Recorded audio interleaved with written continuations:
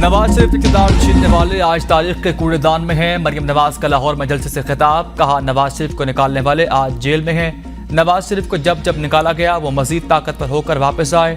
नवाज शरीफ को खत्म करने की ये पहली कोशिश नहीं थी। नवाज शरीफ वापसी पर सीधा घर रायबंद जाएंगे। नवाज शरीफ को नाहक सजा ना मिलती तो आवाम को आज महंगाई की सजा ना मिलती।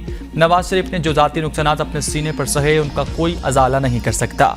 नवाज शरीफ के आने से पहले हर तरफ से आवाज आ रखी के शेर हिक वारी फेर। जब से नवाज शरीफ को निकाला हमारे घरों से रोशनी निकल गई। 21 अक्टूबर को खुशहाली वापस आ रही। नवाज शरीफ मुल्क की मईशत बहाल और दहशतगर्दी का खात्मा करेंगे।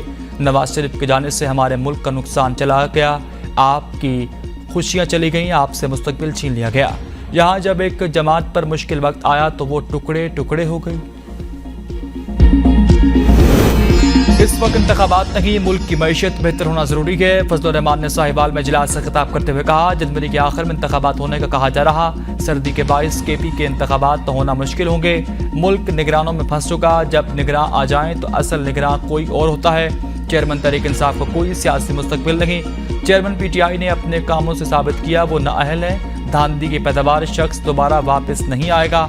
नून लीग के दोस्तों ने तो यही कहा कि नवाज शरीफ की वापसी हतमी है। पूरी कौम को नवाज शरीफ को वेलकम करना चाहिए।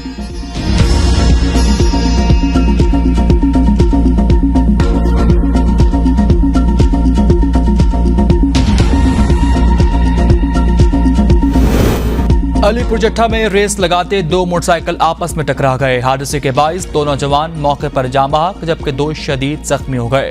दोनों जख्मियों को तशवीशनाक हालत में DHQ अस्पताल गुजरावाला मुंतकिल कर दिया गया।